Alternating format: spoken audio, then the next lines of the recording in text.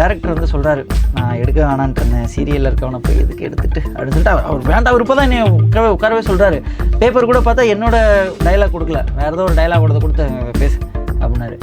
நான் பண்ணதுக்கப்புறம் நல்லா இருந்துச்சுப்பா, நல்லா தான் பண்ணேன், நான் அவனை வேணான்னு சொல்லிடலான்னு பார்த்தேன், பட் ஓகே தான் ஷாம் இந்த பையனை வச்சுக்கலாம் அப்படின்னாரு. எதுக்கோ ஸ்பான்சர் பண்ணுறாங்கிறாங்க, நீ இது பண்ணுறியா ஸ்பான்சர் பண்ணுற, அது பண்ணுறா ஸ்பான்சர், இதுக்கெல்லாம் பண்ண முடியாது அப்படின்னா கூட்டு உள்ளே போனால் கமிஷனர் ஆஃபீஸ் டவுசரோட போகிறேன் நான் உள்ளே. போய் பார்த்தா தான் தெரியுது அவர் கமிஷனர்னு. மண்டா காஞ்சிருச்சு எனக்கு. ஓ நீ ஆக்டிங்கில் தான் இருக்கீங்களா சார்? ஆமாம் சார், நீங்கள் தான் சார் இன்ஸ்பிரேஷன், எங்கள் அப்பாவில் அவங்க ஃபேன் சார்னு சொல்லிட்டு எடுத்து காமிக்கிறேன். அப்படி பார்த்தாரு, வாங்கி ஒரு நிமிஷம் பார்த்தாரு, போச்சுரா போனதுக்கு மூஞ்சில் எரிய போகிறாரு அப்படி நினச்சேன். நல்லா பண்ணியிருக்கீங்க, ட்ரை பண்ணியிருக்கீங்க, ஒரிஜினல் ஹேர் அது சார்? ஆமாம் சார், மொட்டை அடிச்சுருந்தேன் சார், வளர்ந்துச்சு சார் அப்படின்னு. அப்புறம் சரி இந்த லுக்கு நல்லாயிருக்கு, ஒரு ஃபோட்டோ ஷூட் பண்ணி போடலாம் அப்படின்னா சரி ஓகே பண்ணலாம் அப்படின்னு சொல்லிட்டு, அது வரைக்கும் க்ளீன் ஷேவில் மேக்ஸிமம் இருக்கவே மாட்டோம்ல, சரி பண்ணி போடுவோம்னு சொல்லி பண்ணி போட்டோம். அந்த டைமில் தான் சீதாராமம் படம் வந்துருச்சு. சரி அந்த லுக்லேயே ஒன்று பண்ணி போடலாம்னு சொல்லி போட்டோம். அது நல்லா ரீச் ஆக ஆரம்பிச்சிருச்சு. ஓகே ஓகே, எனக்கு ஞாபகம் வருது. ஆமாம் ஆமாம், பண்ணி போட்டதுக்கப்புறம் நிறையா பேர் மெசேஜ் பண்ணியிருந்தாங்க, அந்த படத்தில் மியூசிக்கில் இருக்கலாம் மெசேஜ் பண்ணியிருந்தாங்க. எனக்கு என்னன்னா இது, நான் அப்போ தான் யோசித்தேன் என்னென்னமோ பண்ணோம், அதெல்லாம் ஒன்றுமே வேலைக்கு ஆகலை.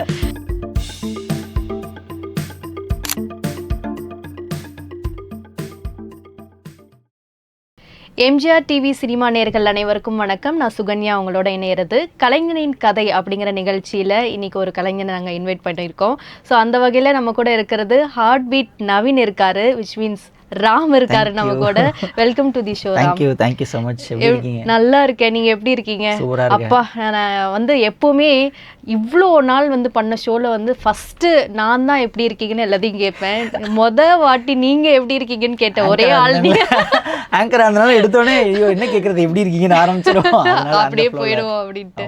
பட் எனிவேஸ் நான் நல்லா இருக்கேன், நீங்கள் எப்படி இருக்கீங்க? சூப்பராக இருக்கேன், நல்லா போயிட்டு இருக்கு. ஓகே, நான் வந்து என்ன சொல்கிறது, ஹார்ட் பீட் அப்படிங்கிறது வந்து எல்லா வெப் சீரிஸ் அப்படி எல்லாம் இப்போ வந்து யூடியூப்பை திறந்தாலே நிறைய வெப் சீரிஸ் வர ஆரம்பிச்சிருச்சு. பட் இந்த ஹார்ட் பீட் மட்டும் வந்த ஒரு இதுலேயே வந்து ஒரு நல்ல ரெகக்னேஷன் கிடச்சிது. அந்த ஸ்டோரியாக இருக்கலாம், இல்லை அதில் நடித்த பர்சன்ஸாக இருக்கலாம், ஏன்னா இதுக்கு முன்னாடியே அவங்க நிறையா ஃபெமிலியராக இருந்திருக்காங்க. பட் ராம் எனக்கு தெரிஞ்சு குவைட் ஃபெமிலியர் கிடையாது. பட் ஒன்ஸ் ராம் வந்து இதுக்குள்ளே வந்ததுக்கப்புறம் ஒரு மேசிவ் ஹிட், உங்களை தெரியாத இடமே இல்லைங்கிற மாதிரி இன்னைக்கு ஆயிடுச்சு. இல்ல நவீன்னா இன்னைக்கு எல்லாத்துக்குமே தெரியுது, நவீன்னா ஹார்ட் பீட் நவீன் தானே அப்படிங்கிற மாதிரி இருக்கு. ஸோ எப்படி ஹார்ட் பீட் உங்களுக்கு கிடைச்சது? ஹார்ட் பீட் ஆக்சுவலாக அது ஒரு பெரிய கதை. நான் வந்து அதுக்கு முன்னாடி நீங்கள் சொன்ன மாதிரி வந்து ஒரு 9 இயர்ஸாக நான் இதில் இருக்கேன். லைக் ஒரு 7 இயர்ஸாக ஷோ பண்ணியிருக்கேன், அதுக்கடுத்து ஒரு 1.5 வருஷம் டிஜிட்டலில் பண்ணேன், அதுக்கப்புறம் சீரியல் பண்ணேன். ஸோ சீரியலில் வந்து எனக்கு சைக்கிளிங் கேம்பெயின் ஒன்று பண்ணேன். அது மூலயமா விஜய் டிவிலேருந்து பார்த்துட்டு ப்ரொடியூசர் வேலு சார்னு ஒருத்தர் இருக்கார், அவர் வந்து கூப்பிட்டு, ராஜா சார் அவர் வந்து கூப்பிட்டு இந்த மாதிரி சீரியல் பண்ணு அப்படின்னு சொல்லி சொன்னாங்க. சரி ஓகேன்னு சீரியல் பண்ணிகிட்டு இருக்கும்போது தான் அவங்க சொல்கிறாங்க இந்த மாதிரி வெப் சீரிஸ் ஒன்று புதுசாக பண்ண போகிறாங்கன்னு. அப்போ எங்களுக்கு வெப் சீரிஸுங்கும் போது எங்களுக்கு ஐடியாவே இல்லை, 8 எபிசோட் இருக்க மாதிரி போல், நமக்கு எப்படியோ ஒரு சின்னதாக ஒரு வந்துட்டு போகிற மாதிரி தான் இருக்கும். சரி பரவாயில்ல, நமக்கு கிடைக்குது, கூப்பிடுறாங்க, நம்மளை ஞாபகம் வச்சு அதுவே போதும் அப்படின்னு சொல்லிட்டு போய் ஆடிஷன் அட்டன் பண்ண போகிற அன்றைக்கே வந்து எங்கள் சீரியலில் வந்து ஷூட் போயிட்டுருக்கு. அப்புறம் சாரே பேசி, நான் பேசிட்டேன், நீ வந்து அட்டன் பண்ணிட்டு போ அப்படின்னாங்க. அட்டன் பண்ணிட்டு போனதுக்கப்புறம் ஃபஸ்ட்டு அந்த டேரக்டர் வந்து சொல்கிறாரு, நான் எடுக்க வேணான்ட்டு இருந்தேன், சீரியலில் இருக்கவனை போய் எதுக்கு எடுத்துட்டு அப்படின்னு சொல்லிட்டு அவர் வேண்டாம், அவர் இப்போ தான் என்னை உட்காரவே சொல்கிறாரு.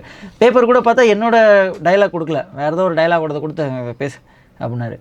நான் பண்ணதுக்கப்புறம் நல்லா இருந்துச்சுப்பா, நல்லா தான் பண்ணேன், நான் அவனை வேணான்னு சொல்லிடலான்னு பார்த்தேன், பட் ஓகே தான் ஷாம் இந்த பையனை வச்சுக்கலாம் அப்படின்னாரு. அப்போ இவ்வளோ நேரம் வந்து சும்மா வேண்டாம் விருப்பம் எடுத்திருக்காங்க போல. Sir உண்மையிலேவா sir? ஓகே தான், நல்லா இருந்துச்சு அப்படின்னாங்க. அதுக்கப்புறம் அப்படியே போனோம், டீம் நல்லா ஜெல் ஆயிடுச்சு. ஜெல் ஆனதுக்கப்புறம் அப்படியே போயிடுச்சு. ஸோ ப்ரொடியூசர் தான், அந்த ப்ரொடியூசர் வந்து எனக்கு நான் அந்த சைக்கிளிங் கேம்பெயின் போனதை ஞாபகம் வச்சு அதுக்கடுத்து ஷூட்லாம் ஒழுங்காக வந்துட்டு போகிறேன் அப்படிங்கிறத வச்சு எனக்கு இந்த சான்ஸ் கிடச்சி. சூப்பர். ஓகே, நம்ம ஒரு பார்ட் ஆஃப் த ஹார்ட் பீட்டாக இருக்க போகிறோம் அப்படிங்கிறத தாண்டி நீங்கள் நினச்சிருப்பீங்க ஒரு ஓரமாக தான் நான் இருப்பேன், நீங்களே சொல்லியிருந்தீங்க. ஒரு ரெகக்னேஷனான ஒரு கேரக்டர் கிடைக்கும் போது நீங்கள் எப்படி ஃபீல் பண்ணீங்க? அதான் ஃபஸ்ட்டு டே போகும்போது மட்டும்தான் எங்களுக்கு வந்து அந்த மாதிரி ஒரு 8 எபிசோடுங்கிற ஒரு தாட்டில் தான் போனேன். ஏன்னா யூஸ்வலாக நம்ம வெப் சீரிஸ்னால் பார்த்தோன்னா ஒரு 8 எபிசோட் இருக்கும், மிஞ்சி போனால் ஒரு 12 எபிசோட் இருக்கும், அதுக்கு மேலே இருக்காது. எங்களுக்கு அதுக்கப்புறம் தான் லேட்டராக தான் தெரியும் இது 100 எபிசோட்ஸ் போகிற மாதிரியான ஒரு வெப் சீரிஸ் பேட்டர்ன் அப்படின்னு சொல்லிட்டு. இந்த இங்கிலீஷ்லலாம் ஒரு ஃப்ரெண்ட்ஸ் அந்த மாதிரி அது சீரீஸாக எபிசோடாக போகிறது அப்படின்னு.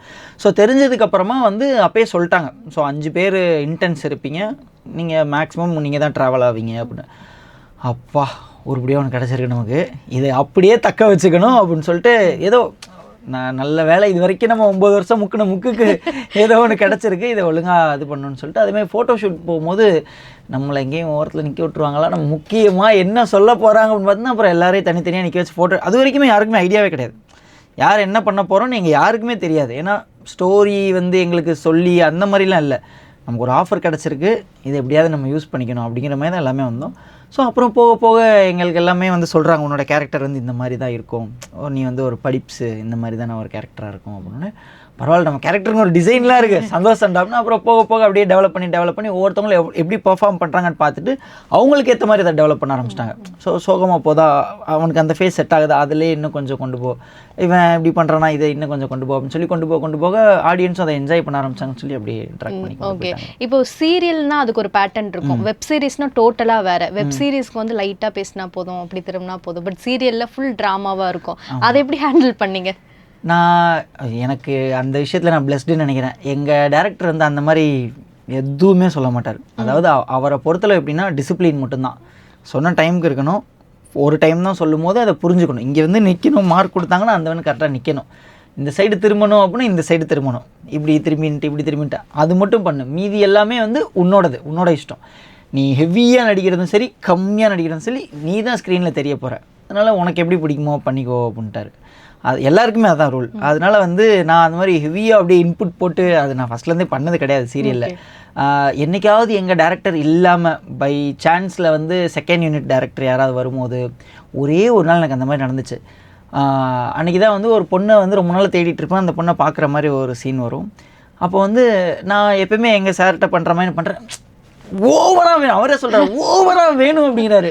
ஐயோ இதுதான் ஸ்டீரியோ டைப்பாக மாட்டிக்கிட்ட வேணும்னு சொல்லிட்டு நான் போய்ட்டு அவர்கிட்ட சொல்கிறேன், சார் இது வரைக்கும் இவ்வளோ ஒரு 200 எபிசோடு போயிடுச்சு, 200 எபிசோடில் நான் ஒரு நாள் கூட அப்படி பண்ணல சார் அப்படின்னேன். இன்றைக்கி பண்ணு இது நல்லா இருக்கும் அப்படின்னாரு. சாருன்னு சரி உன்னால் எவ்வளோ தூரம் ஓவராக பண்ண முடியுமோ மனசாட்சி லைட்டாக கழட்டி வச்சுட்டு பண்ணு அப்படின்னாரு. அப்புறம் வேறு வழி இல்லாமல் பண்ணதுக்கப்புறம் பார்த்தா ரொம்ப கூட ஓவராக தெரில, டீசெண்டாக தான் இருந்துச்சு. சரி ஓகே, அப்போ இது வரைக்கும் போகலாம் போல், இவ்வளோ நாள் இவ்வளோ போயிருந்தோம், இது வரைக்கும் போகலாம் போல் அப்படின்னு நானே ஒரு கேல்குலேஷனுக்குள்ளே வந்துட்டேன்.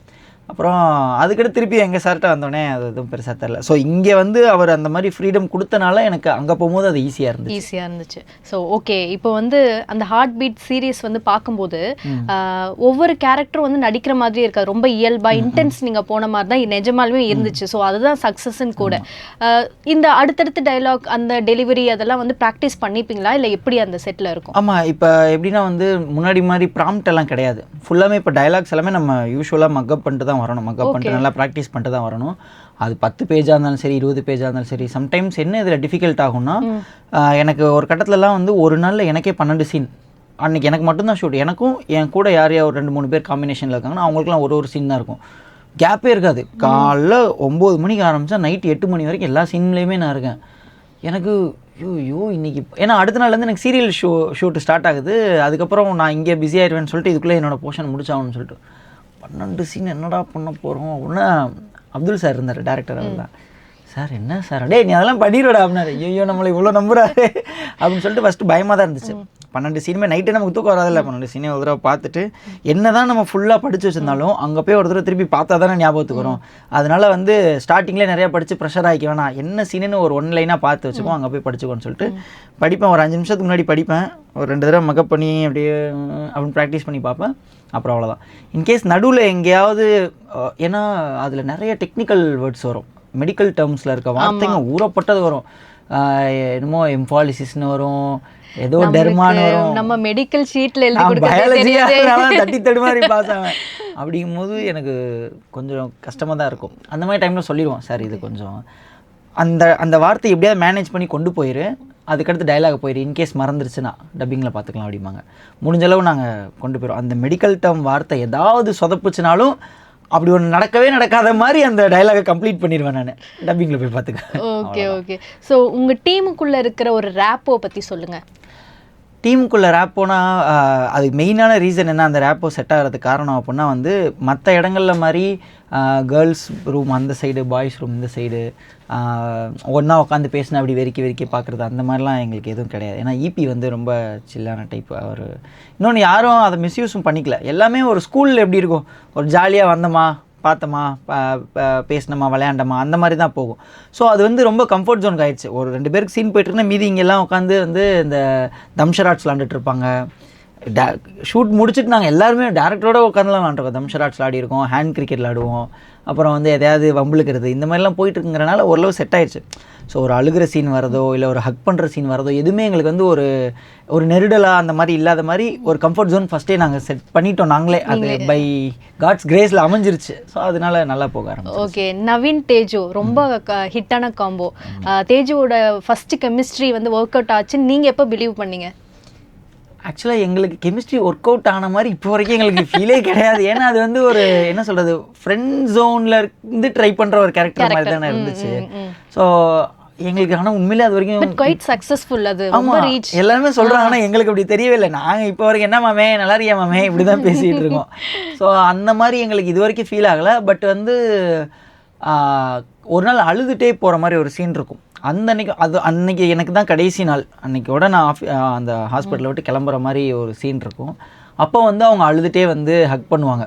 அந்த அன்னைக்கு வந்து சார் வந்து சொன்னார், நீ வந்து இதுக்கடுத்து இவ்வளோ லைஃப்பில் பார்க்கவே மாட்டேன், உண்மையிலே பார்க்க மாட்டேன்னா எப்படி இருக்கும், அதை நினச்சிட்டு நீ பண்ணு அப்படின்னு சொல்லி சொன்னார். அப்போ வந்து லைட்டாக நீங்கள் சொன்ன மாதிரி வந்து ஓகே உண்மையிலே பார்க்க மாட்டேன், அப்படி ஒரு நல்ல ஃப்ரெண்டாவோ இல்லை வந்து க்ரஷ்ஷாக, அதில் க்ரஷ்ஷாக தானே இருப்பாங்க, க்ரஷ்ஷாவோ இருந்த ஒரு பொண்ணை பார்க்கலன்னா எப்படி இருக்கும் அப்படிங்கிற மாதிரி எவ்வளோ ட்ரை பண்ணேன். எனக்கு என்ன வந்துச்சுன்னு தெரில, நீங்கள் தான் பார்த்துருப்பீங்க. எப்படி இந்த எனக்கு கேட்டே ஆகணும், ஏன்னா எல்லாரும் வந்து பார்ட்டி ஃபன் பண்ணலாம், வைப் பண்ணலாம் அப்படின்னு தான் இருப்பாங்க. எப்படி இந்த லேர்ன் பண்ணலாங்கிறது உங்களுக்கு எப்போ தோணுச்சு? இல்லை பார்ட்டி ஃபஸ்ட்லேருந்தே அந்தளவு என் ஃப்ரெண்ட்ஸ் சர்க்கிளும் சரி. எனக்கு நல்ல நேரம் என்னென்னா என் கூட இந்த ஃப்ரெண்ட்ஸ் எல்லாமே நம்மளோட எக்கனாமி லெவல்லே இருப்பாங்கல்ல. அதாவது ஒருத்தன் நல்லா இருந்தான்னா மேபி அவன் வந்து வாங்க பார்ட்டி போகலாம், ஃபன் பண்ணலாம், அவன் மைண்ட் செட்டாக இருக்கும். இங்கே இருக்க எல்லாமே வந்து இந்த மந்த் விட்டால் அடுத்த மந்த் சர்வை பண்ண முடியாது. அந்த மாதிரி கேட்டகரியில் தான் இருந்தோம். இவனுக்கு முடியலையா நான் பார்த்துக்கிறேன், இவனுக்கு முடியல நான் அப்படி ஒரு அண்டர்ஸ்டாண்டிங் தான் போயிட்டு இருந்துச்சு. அப்போ நம்ம சும்மா இருந்தோம்னா நம்மளை இவங்க எல்லாருக்கும் ஒரு பாரமாக இருக்குங்கிற ஃபீல் ஆக ஆரம்பிச்சிடும். ஸோ அந்த டைமில் ஏதாவது யூஸ்ஃபுல்லாக இருக்கட்டுமே, ஒருவேளை இங்கே இல்லாட்டினாலும் வேறு ஏதாவது ஒன்று பண்ணி வைப்போம் அப்படின்னு சொல்லி பண்ணது தான். சரி பண்ணுவோம் அப்படிங்கும் போது தான் இது கிடச்சிச்சு. கடைசி எதுவுமே ஒரு கட்டத்தில் நீங்கள் சொன்ன மாதிரி வந்து இவ்வளோ பண்ணி எதுவுமே செட் ஆகலை, ரொம்ப வெறுப்பாய் தான் சரி நம்ம வந்து எல்லாரையும் திரும்பி பார்க்குற மாதிரி ஒன்று பண்ணோம். அதுக்கு நம்மளால் இறங்கி ஒரு லெவலுக்கு மேலே கீழே இறங்கி எதுவும் பண்ண முடியாது. அது பண்ணலான்னா கூட காசு வேணும், மானம் போயிடும். படித்து வேற வச்சு தொலைஞ்சிருக்கோம், வீட்டில் எல்லாம் நல்ல பேர் வேலை ஊரில் வாங்கி வச்சுருக்கோம், மானம் போயிடும். ஏதாவது ஒன்று உருப்படியாக பண்ணும் போது தான் சரி சைக்கிளிங் கேம்பெயின் பண்ணலாம். நான் அதுக்கு முன்னாடி நிறைய ட்ரிப்பெல்லாம் போவேன், வருஷத்துக்கு ஒரு ட்ரிப் போவேன். சைக்கிளிங் கேம்பெயின் போகலாம், நம்ம வந்து குளோபல் வார்மிங் பற்றி அவேர்னஸ் கிரியேட் பண்ணலாம் அப்படின்னு சொல்லிட்டு சென்னையிலேருந்து, ஆமாம் அது படித்ததில் அப்படியே வந்தது தான் இதெல்லாம். ஸோ சென்னையிலேருந்து காஷ்மீர் வரைக்கும் பொல்யூஷனை பற்றியும் global warming, plastic usage avoid பண்ணுறதை பற்றி ஒரு சைக்கிளிங்லேயே போய் நம்ம ஒரு அவேர்னஸ் கிரியேட் பண்ணலான்னு சொல்லி ஆரம்பித்தோம். அந்த அவேர்னஸ் ஆரம்பிக்கிறதுக்கு ஒரு 15-20 நாளாக வந்து நான் எல்லாட்டையும் போய் கெஞ்சி கதறேன், இந்த மாதிரி ஒன்று பண்ண போகிறேன், எனக்கு ஸ்பான்சர் பண்ணுங்கள், ஸ்பான்சர் ரொம்ப வேணாயா, உன்னால் என்ன முடியுமோ பண்ணியான்னு எல்லாட்டையும் கெஞ்சினேன். அவனுமே சீண்டலை. சைக்கிள் கூட இல்லை, ஆக்சுவலாக சைக்கிள் இல்லாமல் இப்போ தைரியம் அனௌன்ஸ் பண்ணுறேன் சைக்கிளிங் கேம்பெயின் போகிறோன்னு. கடைசி வரைக்கும் சைக்கிள்லாம் வாங்க முடியல. என் ஃப்ரெண்டு ஒரு பொண்ணு இருக்கா ஸ்ரீமதின்னு, அவங்க அண்ணனோட சைக்கிள் தான் எனக்கு கொடுத்தாங்க. சரி போயிட்டு வந்து கொடு அப்படின்னு சொல்லிட்டு. உண்மையிலே அதெல்லாம் செம மேஜிக். ஆமாம், நம்பிக்கையில வந்து சைக்கிளே இல்லாம நீங்க சைக்கிள் கேம்பெயினுக்கு எப்படியும் அது எப்படியும் ரெடி ஆயிடும் தெரியும். இப்போ ஃப்ரெண்ட்ஸ் இருக்காங்க, ஆளுக்கு ஒரு 1000 ரூபா 2000 ரூபான்னு போட்டால் கூட, இன்னொன்று அந்த டைமில் எனக்கு வேலையும் இல்லை, 1000 ரூபா 2000 ரூபான்னு போட்டால் கூட 8000 ரூபா 7000 ரூபாய்க்கு ஒரு டீசெண்டான சைக்கிள் வாங்கிட முடியும்னு ஒரு ஐடியா இருந்துச்சு. கேட்டுலாம் வச்சுட்டு வந்துட்டேன். நான் உண்மையிலே ஒரு செகண்ட் ஹேண்ட் சைக்கிள் வாங்கலான்னு தான் ஐடியாவில் இருந்தோம். அப்புறம் அந்த பொண்ணு தான் சொல்லிச்சு, சரி ஓகே ஏன் இவ்வளோ கஷ்டப்பட்டு எங்கள் வீட்டில் ஒரு சைக்கிள் இருக்குது, அதை எடுத்துகிட்டு போ, அந்த காசு நீ செலவுக்கு வச்சுக்கோ அப்படின்னு. எல்லாமே இந்த மாதிரி தான், ஃப்ரெண்ட்ஸ் எல்லாம் பார்த்து சப்போர்ட் பண்ண தான். எல்லா இடத்துலையும் அலைஞ்சு எதுக்கோ ஸ்பான்சர் பண்ணுறேங்கிறாங்க. நீ இது பண்ணுறியா ஸ்பான்சர் பண்ணுற, அது பண்ணுற ஸ்பான்சர், இதுக்கெல்லாம் பண்ண முடியாது அப்படின்ட்டானு. சரி போய் தொலைது போய் யாராவது ஒரு பெரிய செலிப்ரிட்டி வச்சு ஓப்பன் பண்ணாவது கொஞ்சம் நல்லா போகும் அப்படின்னு சொல்லி அதுக்கும் அலைஞ்சேன். அவங்கள ரெடி பண்ணுறேன், இவங்கள ரெடி பண்ணுறேன், லோகேஷ் கனகராஜ் அப்படி இப்படிலாம் க்ரியேட் பண்ணானுங்க. கடைசி பார்த்தா யாருமே வரல. சரி ஓகே நம்மளே ஸ்டார்ட் பண்ணி நம்மளே போயிட வேண்டியதான்னு சொல்லிட்டு ஃபஸ்ட்டு பெருசாக ஒன்றும் இதாகலை. ஒரு 10வது நாள் நான் 1000 கிலோமீட்டர் தாண்டுறேன். ஹைதராபாத் தாண்டி எங்கேயோ போயிட்டு இருக்கும்போது மெசேஜெல்லாம் வருது. Harish Kalyan message sir, recently ஐ சா your cycling video nice inspiring அப்படின்னு போட்டார். எனக்கு செம்ம சந்தோஷமாயிடுச்சு. ஐயோ என்னடா இதுன்னு சொல்லிட்டு நாங்கள் கமல் சார்லாம் இன்வைட் பண்ணியிருந்தேன். நான் போயிட்டு வந்து ஃப்ளாக் ஹோஸ்ட் பண்ணி ஸ்டார்ட் பண்ணுங்க அப்படின்னா, அவங்களாம் உங்களுக்கு தெரியும்ல, அவர் அந்த டைம்லலாம் விக்ரமில் பிஸியாக இருந்தார்.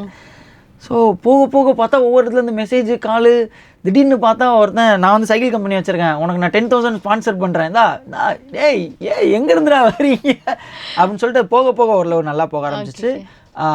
அங்கேயே வந்து நிறைய நேஷ்னல் மீடியாவில் ஐ மீன் ஆந்திராவில் கிட்டத்தட்ட ஒரு 5-6 சேனலில் வந்து இன்டர்வியூ எடுத்தாங்க. அது போக என்ன அங்கே கமிஷனர் ஒருத்தர் இருந்தார், விசி சஜ்ஜனார்னு சொல்லிட்டு. அவர் வந்து ரொம்ப பெரிய ஸ்பெஷலிஸ்ட், என்கவுண்டர் ஸ்பெஷலிஸ்ட், இந்தியாவிலே நம்பர் 1 என்கவுண்டர் ஸ்பெஷலிஸ்ட். அவர் சைக்கிளில் போயிட்டு இருக்கும்போது பின்னாடி காரில் வந்துட்டு இருந்தார். யாரா அது, நானும் இப்போ சைக்கிள் ஓரமாக போயிட்டுருக்கேன், இடிக்கிற மாதிரியே வந்துருக்கு, யாரா சொல்லி திரும்பி இப்படி ஒரு லுக் விட்டுட்டு நான் திருப்பி போகிறேன். திருப்பி அதே மாதிரி வந்துட்டு இருந்தாங்க. அவங்க என்ன பண்ணியிருக்காங்கன்னா பின்னாடி ஒரு போர்டு வச்சுருந்தேன், அதை படிச்சுட்டே வந்துருந்துருப்பார் போல். ஓரமாக நிறுத்திட்டு ஒரு கார்டு கொடுத்துட்டு இந்த அட்ரஸ்க்கு நாளைக்கு வா அப்படின்னாரு. ஓரமாக நிறுத்திட்டு கார்டு கொடுத்து இந்த அட்ரஸ்க்கு வானா வரணுமா, யார் இது அப்படின்னு பார்த்தா அதுலேயும் IPS IASலாம் எதுவுமே போடல. Sajjanar, cross cut road, X road ஏதோ ஒரு அட்ரஸ் போட்டுருந்துச்சு. அது TNSTRC நமக்கு இங்கே எப்படி இது இருக்குது பப்ளிக் இது அது மாதிரி டிரான்ஸ்போர்ட் மாதிரி அங்கே ஒன்று இருக்குது. அதுக்கு அது மாதிரி ஒரு ஆஃபீஸ் அட்ரஸ் கொடுத்தாங்க. நான் ஆல்ரெடி கேஷுவலாக போகிறேன், எந்திரிச்சு ஒரு ட்ரௌசர் தாங்க, சைக்கிளிங் போகும்போது ட்ரௌசர் தான் போட்டு நான் பாட்டு அந்த ஆஃபீஸ் வாசலில் போய் நின்று ஃபோன் பண்ணுறேன். சார் வச்சான் சார் அப்படிங்கிறேன். திடீர்னு 2 போலீஸ்காரங்க வராங்க. என்னடா போலீஸ்காரங்க வரானுங்க அப்படின்னு சொல்லிட்டு பார்க்குறேன். போலீஸ்காரங்க வந்து கூப்பிட்டு போகிறாங்க என்னைய. எனக்கு பயமாயிருச்சு, ஐயோ எது கூப்பிட்டு போகிறாங்க இவங்க, சைக்கிள் பத்திரமா இருக்குமா அப்படிங்கிற. சைக்கிள்லாம் ஒன்றும் பிரச்சனை இல்லை, நிறுத்திட்டு வா அப்படின்னு சொல்லி கூப்பிட்டு போகிறாங்க. கூப்பிட்டு உள்ளே போனால் கமிஷனர் ஆஃபீஸ் டவுசரோட போகிறேன் நான் உள்ளே. போய் பார்த்தா தான் தெரியுது அவர் கமிஷனர்னு. மண்டா காஞ்சிருச்சு எனக்கு. சார் சாரி சார் எனக்கு தெரியாது சார் அப்படின்னு. பரவாயில்ல அப்படின்னு சொல்லிட்டு அவர் இதெல்லாம் பொன்னாடையெல்லாம் போற்றி அவர் ஒரு 10,000 ரூபா கிஃப்ட் ஹேம்பர் கொடுத்தாரு. தேங்க்யூ சார், உனக்கு காஷ்மீர் வரைக்கும் உனக்கு என்ன ஹெல்ப் வேணாலும் கேள், நான் பண்ணித்தரேன் அப்படின்னாரு. தெய்வம் சார், நீங்கள் தெய்வம் சார் அப்படின்னு சொல்லிட்டு இன்னும் டச்சில் இருக்காரு அவர். ஓ சூப்பர். போய் கடைசி ரீச் ஆகிற வரைக்குமே அப்பப்போ வீக்லி 1 twice கால் பண்ணி கேட்பாரு, எங்கே இருக்க, என்ன பண்ணிட்டு இருக்க, சாப்பிட்டியா, அதெல்லாம் கேட்பாரு அவர். ஸோ அந்த மாதிரி நிறைய நல்ல கான்டாக்ட்ஸ்லாம் கிடச்சாங்க. அதே மாதிரி மகாராஷ்டிரா தாண்டும் போது அங்கே NDTV அவங்கெல்லாம் வந்து இன்டர்வியூலாம் பண்ணாங்க. அதெல்லாம் ஷாக்கிங்காக இருந்துச்சு. திருப்பி நம்ம ஊருக்கு வந்தேன், யாருமே எதுவுமே கண்டுக்கல. சரி ஓகே எல்லாம் முடிஞ்சிருச்சு, பேக் டு நார்மல் லைஃப் அப்படின்னு சொல்லிட்டு. ஓகே, இப்போ ஏதோ ஒரு தருணத்துல வந்து அங்கங்க வந்து உங்களை திரும்பி பார்க்க வச்சுட்டு தான் இருக்கீங்க ராம். நீங்க அதுக்கு ட்ரை பண்ணிட்டு இருக்கேன், பார்க்கறாங்களா இல்லையான்னு தெரியல. இது எத்தனை பேத்துக்கு தோணும்னு தெரியாது. ஏதாவது ஒரு விஷயத்த வந்து பண்ணி, ஏன்னா நம்ம ஒவ்வொரு வாசப்படியில ஏறி இறங்கும் போது அதோட வழி வேற மாதிரி தான் இருக்கும். பட் ஏதோ ஒரு தருணத்துல ஏதோ ஒரு ஐடியாஸ் வந்து உங்களுக்கு தோணி அது பண்ண சொல்லிட்டே தான் இருக்கு. அது திரும்பி பார்க்க வச்சுட்டு தான் இருக்கீங்க ஸ்டில் இல்லையா? ஸோ இவ்வளோ விஷயங்கள் நடந்ததுக்கு அப்புறம் எந்த ஒரு தருணத்துல இவ்வளோ பண்ணியும் நான் ரொம்ப உடஞ்சு போயிட்டேன், என்னால இது ஓகே ஒரு ஹோப்லெஸ் ஃபீல் வந்து எந்த தருணத்தில் உங்களுக்கு வந்திருக்கு அதிகமாக, எந்த பீரியட் ஆஃப் டைமில்? அதான் அந்த சைக்கிளிங் கேம்பெயின் முடிச்சுட்டு வந்தேன் இல்லையா, வந்த டைமில் பார்த்தீங்கன்னா அந்த டைமில் எனக்கு போயிட்டு வந்த ஹாப்பினஸோட நிறையா கடுப்பேற்றுற மாதிரி விஷயங்கள் தான் நிறைய நடந்துச்சு. அதாவது எப்படின்னா, நான் போயிட்டு வந்தனால நான் ஒன்றும் சுதந்திர போராட்ட தியாகி அப்படிலாம் நான் சொல்ல விரும்பலை. பட் என்னென்னா நிறைய பேர் இந்த பைக்கிங் பண்ணுவாங்க, பைக்கிங்கு அது இது, அவங்களுக்கு இருக்க சப்போர்ட் வந்து ஒரு சைக்கிளிஸ்ட்டுக்கோ இல்லை வேறு ஏதாவது ஒரு நல்ல காசுக்காக போகிறவங்களுக்கு இருக்காது. பூமர் அப்படின்ற ஒரு வார்த்தையை வச்சு முடிச்சிருவாங்க. நான் அப்புறம் யோசித்தேன், ஒருவேளை நம்ம பூமராக தான் பண்ணிட்டோம் போல் அப்படின்னு. மக்களை பொறுத்தளவு கண்டென்ட் மட்டும்தான் பார்க்குறாங்க. நீ எவ்வளோ நல்லவன் எவ்வளோ கெட்டவன் அதெல்லாம் தேவையில்லை, நீ கெட்ட வார்த்தை பேசு, blah blah XXYY whatever you do, அதெல்லாம் பிரச்சனை இல்லை. கண்டென்ட் இருக்கா, காமெடியாக இருக்கா, ஃபன்னாக இருக்கா. நம்மளால் அந்த கட்டத்தில் இறங்கி பண்ணவும் முடியல, என்ன தான் பண்ணுறதுன்னு ஒரு கன்ஃபியூஷனுக்குள்ளே போயிட்டேன் நான். இதை விட்டுட்டு நம்ம திருப்பியும் போயிடலாமா? நான் மெயினாக வீட்டில் என்ன சொல்லி கன்வின்ஸ் பண்ணியதுக்கு வந்தேன்னா, நான் இதில் 30 லட்சம் சம்பாரிச்சிட்டு நான் பைலட் ட்ரைனிங் போய் பைலட் லைசன்ஸ் எடுத்துருவேன் அப்படின்னு சொல்லி தான் ஒரு இடத்துல ஒத்துக்க வச்சேன். பேசாமல் லோனை போட்டு பைலட் லைசன்ஸ் வாங்கிட்டு போயிடுவோமா, ட்ரை பண்ணுவோமா அப்படின்னு சொல்லி ரொம்ப கன்ஃபியூஷன், பயங்கரமான கன்ஃபியூஷன். ஸோ ரொம்ப கன்ஃபியூஸ்ட் ஸ்டேட்டில் இருக்கும்போது, நான் சம்டைம்ஸ் ரொம்ப கன்ஃபியூஸ் ஸ்டேட்டில் இருந்தேன்னா நான் மொட்டை அடிச்சிருவேன். அது எனக்கு ஒரு கெட்ட பழக்கம் இருக்குது உண்மையிலே. 2 டைம் அந்த மாதிரி அடிச்சிட்டேன். எனக்கு 2 டைம் நான் ஆல்ரெடி அந்த மாதிரி அடிச்சிட்டேன். நான் லாக்டவுன்லலாம் ஒரு டைம் அப்படி தான் அடிச்சிட்டேன். விரக்தினால இல்லை, முடி கொட்டும்ல. உண்மையிலுங்க, நீங்கள் எப்போல்லாம் ஸ்ட்ரெஸ்ஸில் இருக்கீங்களோ அப்போல்லாம் அப்படி கை நம்ம என்ன பண்ணுவோம், தலையில் தான் அப்படி கையை வைப்போம். அப்படி எடுத்தோன்னா நாங்கள் 10 முடி வரும். அதை பார்க்கும்போது இன்னும் கொஞ்சம் ஸ்ட்ரெஸ் ஆகும். எடுத்து டர்ன்னு அடிச்சுடுவேன், ட்ரிம்மர் எடுத்து. 2 டைம் அந்த மாதிரி அடிச்சிருக்கேன் நான். சரி இந்த டைம் வந்து மொட்டை அடிச்சிட்டா பிரச்சனை ஆயிரும் அப்படின்னு சொல்லிட்டு தாடியெல்லாம் ஒட்டை ஃபுல்லாக வலிச்சு எடுத்துட்டு என்னடா அப்படி இருக்க அப்படின்னாங்க. வெறுப்பில் என்னால் முடி எடுக்க முடியலைங்கிற வெறுப்பில் தாடி எடுத்துகிட்டு உட்காந்துருக்கேன் அப்படின்னேன். அப்புறம் சரி இந்த லுக்கு நல்லாயிருக்கு, ஒரு ஃபோட்டோ ஷூட் பண்ணி போடலாம் அப்படின்னாங்க. சரி ஓகே பண்ணலாம் அப்படின்னு சொல்லிட்டு, அது வரைக்கும் க்ளீன் ஷேவில் மேக்ஸிமம் இருக்கவே மாட்டோம்ல, சரி ஒன்று பண்ணி போடுவோம்னு சொல்லி பண்ணி போட்டோம். அந்த டைமில் தான் சீதாராமம் படம் வந்துருந்துச்சு. சரி அந்த லுக்லேயே ஒன்று பண்ணி போடலாம்னு சொல்லி போட்டோம். அது நல்லா ரீச் ஆக ஆரம்பிச்சிருச்சு. ஓகே ஓகே எனக்கு ஞாபகம் வருது. ஆமா ஆமா பண்ணி போட்டதுக்கப்புறம் நிறைய பேர் மெசேஜ் பண்ணியிருந்தாங்க. அந்த படத்தோட மியூசிக் டைரக்டர்லாம் மெசேஜ் பண்ணியிருந்தாரு. எனக்கு என்னடா இது, நான் அப்போ தான் யோசித்தேன் என்னென்னமோ பண்ணோம், அதெல்லாம் ஒன்றுமே வேலைக்கு ஆகலை. சரி ஓகே ஏதோ நல்லா போனால் சந்தோஷம்தான் அப்படின்னு சொல்லிட்டு அதை வச்சு தான் விஜய் டிவிலேருந்து எனக்கு மெசேஜ் பண்ணாங்க. ஓகே நான் அப்பயுமே வந்து இது ஒரிஜினல் காலா ஃபேக் காலா சும்மா விளையாடுறாங்களா அப்படின்னு நிறைய அந்த மாதிரி கால்லாம் வரும் அப்படின்னு நினச்சி தான் போனேன். அப்புறம் நல்ல நேரம் அப்படி நான் இப்பயும் யோசிப்பேன் சம்டைம்ஸ், இந்நேரத்துக்கு அந்த மெசேஜ் வரலைன்னா நம்ம என்ன பண்ணிட்டு இருந்திருப்போம் அப்படின்லாம் இப்பயும் யோசிப்பேன். இப்பயும் அந்த பயம் இருக்கும், நாளைக்கே இதெல்லாம் இல்லாமல் போயிடுச்சுன்னா நம்ம என்ன பண்ணுறது அடுத்து அப்படின்னு. ஸோ ராம், எங்ககிட்ட சில பிக்சர்ஸ் இருக்குது. ஸோ அந்த பிக்சர்ஸை காமிப்பேன், நீங்கள் வந்து உங்களோட மெமரிஸ் வந்து எங்கள் கூட ஷேர் பண்ணிக்கலாம். அதில் ஃபியூ பிக்ஸ் பார்த்தேன், நீங்கள் சொன்ன மாதிரி சீதாராமம் டிகியோட லுக்கு அதெல்லாம் இருக்குது. ஸோ அது நான் காமிப்பேன், நீங்கள் சொல்லணும் ஒவ்வொன்றா. டிகியூ நீங்களே சொல்லிட்டீங்க. ஸோ எனக்கு இந்த லுக் தான் ரொம்ப பிடிச்சிருக்கு, அதனால இது போயிடலாம். திஸ் ஒன் இதுவா? நான் சொன்னேன் இல்லையா அப்பப்போ ஒரு 2 டைம் மொட்டை அடிச்சிட்டேன்னு, அதில் மொதல் டைம் அடித்து பாதி வளர்ந்துருச்சு. ஓகே. அப்போ வந்து திடீர்னு நம்ம க்ரியேட்டிவ் மைண்ட் ஒர்க் ஆக ஆரம்பிச்சிருச்சு. இந்த கெட்டப்பில் ஏதாவது பண்ணலாமா, ஃபஸ்ட்டு ஆளவந்தான் பண்ணலான்னு நினச்சேன். நம்ம பாடி கண்டிஷனுக்கு அப்போ ஆளவந்தான்ல அந்த மொட்டை கெட்டப்பில் இருப்பார்ல, நம்ம பாடி கண்டிஷனுக்கு அதெல்லாம் பண்ண முடியுமா அப்படின்னு சொல்லிட்டு சரி ஓகே சத்யா லுக்காவது பண்ணலாம். இதோட ஹைலைட் என்னன்னா, நான் வந்து அந்த வளையோசை கலக்கல பாட்டுக்கு வந்து கவர் மாதிரி பண்ணலான் இருந்தேன். நல்ல வேலை பண்ணியிருந்தா அடிச்சு கொண்டிருப்பாங்க நம்மள, இதெல்லாம் உனக்கு தேவை இல்லை. It's really nice, super. இல்லை ஆனால் பண்ணும்போது வந்து அவர் ஒரு எக்ஸ்பிரஷன் கொடுத்துருப்பாரு, அந்த கத்துன மாதிரி அப்படின்னு கத்துன மாதிரி. கிட்டத்தட்ட ஒரு 250 ஃபோட்டோ எடுத்தாங்க. இந்த பிக்சர் அது வரவே இல்லை எனக்கு. நான் பண்ணதெல்லாம் காமெடியாக தான் இருந்துச்சு. அவர் அது ஸ்வைப் பண்ணிங்கன்னா அவர் கத்துனது இருக்கும், சார் கத்துனது. இதில் உங்களுக்கு இன்னொரு காமெடியான விஷயம் சொல்லவா? இதை நான் கொண்டு போய் அவர்கிட்டே காமிச்சேன். ஃபோட்டோ இருக்கும் அதில், அவர்கிட்ட காமிச்சேன். சார் உங்களை மாதிரி ட்ரை பண்ண சார். அவர் பார்த்தாரு, நல்ல வேலை அவர் எதுவும் திட்ட. கமல் சார்கிட்ட தான். கமல் சார் வந்து நான் சைக்கிளிங் கேம்பெயின் முடிச்சதுக்கப்புறம் எனக்கு கூப்பிட்டாரு. இதை சொல்லவே இல்லை நீங்கள்? சொல்ல ஆக்சுவலாக நான் அதுக்குள்ளே மறந்து வேற இதுக்கு போயிட்டேன். அது முடிஞ்சு ஒரு 1.5 வருஷம் கழிச்சு தான் கூப்பிட்டாங்க. பை சான்ஸ் எதுலையோ பார்த்துருப்பார் போல், அது அங்கே கொடுத்த இன்விடேஷன் எங்கேயோ கடந்திருக்கும் போல், பார்த்துட்டு கால் பண்ணி வர சொல்லுங்க அப்படின்னு சொல்லி போனோம். போய் பார்த்தோம். ரொம்ப நேரம்லாம் இல்லை, ஜஸ்ட் ஒரு 5 மினிட்ஸ் தான். ஆனால் போய் உட்காந்துருந்தோம். உட்கார வச்சுட்டு ஒரு 5 மினிட்ஸ் கழிச்சு வந்தார். வந்துட்டு அவர் வாய்ஸே பயங்கரமாக இருக்கும். அப்படி தான் ஆரம்பித்தார். ஐயோ என்ன அப்படியே நாளாக இப்படி உட்காந்துருக்கேன் சார் அப்படின்னு. நீங்கள் தான் லடாக் வரைக்கும் போனீங்களா அப்படின்னாரு. சார் ஆமாம் சார் அப்படின்னு. எதுக்காக போனீங்க அப்படின்னு சார் சொன்னேன். மாதிரி தான் சார், அவருக்கு எல்லாத்த பற்றி நாலேஜ் இருக்கும், அவர்கிட்ட நம்ம டிமிக்கி கொடுக்கவே முடியாது. சொன்னோடனே சூப்பர் சூப்பர் என்ன பண்ணுறீங்க அப்படின்னா, சார் இந்த மாதிரி சீரியல் பண்ணிகிட்ருக்கேன் சார், வெப் சீரிஸ் பண்ணிட்டுருக்கேன் சார். ஓ நீங்கள் ஆக்டிங்கில் தான் இருக்கீங்களா சார்? ஆமாம் சார், நீங்கள் தான் சார் இன்ஸ்பிரேஷன், எங்கள் அப்பாலாம் அவங்க ஃபேன் சார் அப்படின்னு சொல்லிட்டு எடுத்து காமிக்கிறேன். அப்படி பார்த்தாரு, வாங்கி இப்படி 2 நிமிஷம் பார்த்தாரு, போச்சுரா ஃபோனை தூக்கி மூஞ்சில் எரிய போகிறாரு அப்படின்னு நினச்சேன். நல்லா பண்ணியிருக்கீங்க, ட்ரை பண்ணியிருக்கீங்க. ஒரிஜினல் ஹேர் அது சார்? ஆமாம் சார், மொட்டை அடிச்சிருந்தேன் சார், வளர்ந்துச்சு சார் அப்படின்னு. நைஸ் நைஸ் அப்படின்னு சொல்லிட்டு கொடுத்துட்டாரு. அது நீங்கள் சொன்ன மாதிரி தான், ஏற்கனவே சொன்னேன்ல, அந்த பிறவி பயன் அடைஞ்சிருச்சு அந்த ஃபோட்டோ அப்படிங்கிற மாதிரி. இதுக்கு உலக நாயகனுங்க. எனக்கு பார்த்துட்டு வந்து ஒரு 2 நாள் வரைக்குமே வந்து எனக்கு அதை ஜீரணிக்கவே முடியல. இது உண்மையிலே நடந்துச்சா இல்லை நம்மளை ஏமாத்திட்டு இருக்கோமா அப்படிங்கிற மாதிரி ஒரு ஃபீல் இருந்துச்சு. அதோட பிக் தான் இதுவா? ஓகே. அவர் வந்து சொல்லிட்டு இருக்காரு, இந்த பையன் தான் அது போட்டோ எடுக்கிறக்கான்னு, இந்த சைடு வா அப்படின்னாரு. அதுதான் கை பிடிச்சிருக்குமோ எடுத்து வச்சிட்டாங்க. அது கடைசியா கிளம்பிட்டோம். நானும் கிளம்பிட்டேன், அவர் பேக்லாம் மாட்டிட்டு கிளம்பிட்டாரு. வாங்க கிளம்பலாம் அப்படின்னாரு. நான் எனக்கு வேற பயம், ஃபோட்டோ கேட்குறது எப்படி அப்படின்னு. நான் கடைசி அவங்க வந்தேன், சார் ஃபோட்டோ இல்லைங்க அப்படின்னாரு. அப்படி பண்ணும்போது எடுத்த ஃபோட்டோ தான் அது.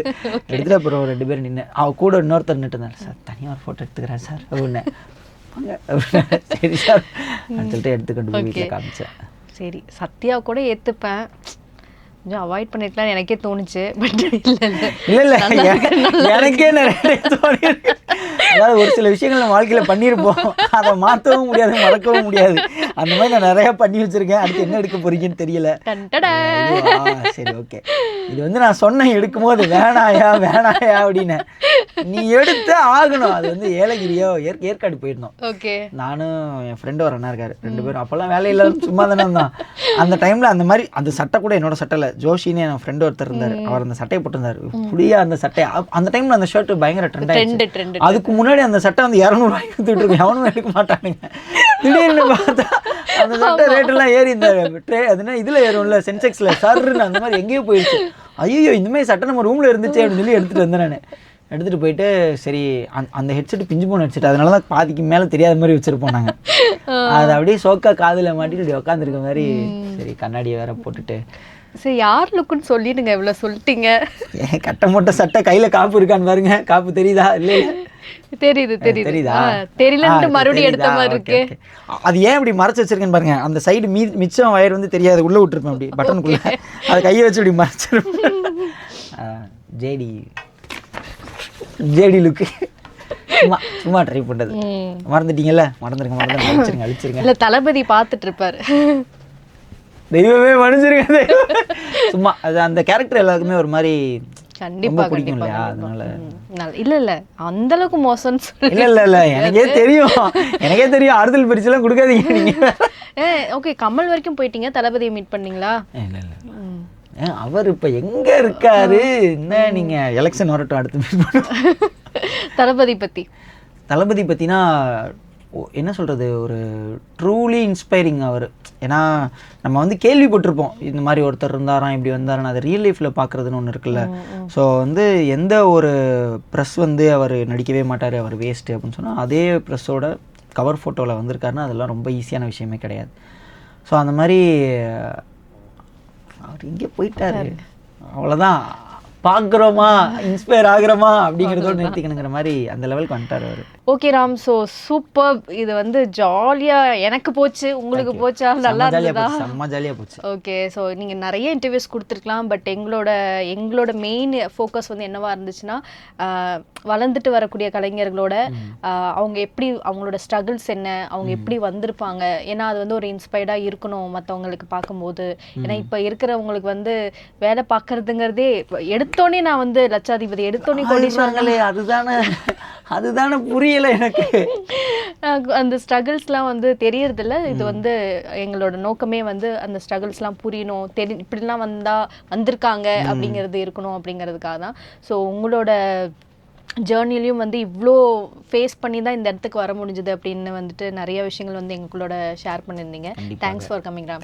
Thank you so much. And MGR TV cinema சேனலுக்கும் வந்து ரொம்ப தேங்க்ஸ். இந்த மாதிரி வந்து கஷ்டப்பட்டு ட்ரை பண்ணி வரவங்கள வந்து ரெகக்னைஸ் பண்ணி அவங்கள எடுத்து அவங்களோட என்ன சொல்கிறது ஜேர்னி எப்படி இருக்குன்னு எல்லாருக்குமே ஆசை இருக்கும்ல, அதை சொல்கிற ஒரு பிளாட்ஃபார்மாக இருக்குது. ரொம்ப தேங்க்ஸ். தேங்க்யூ.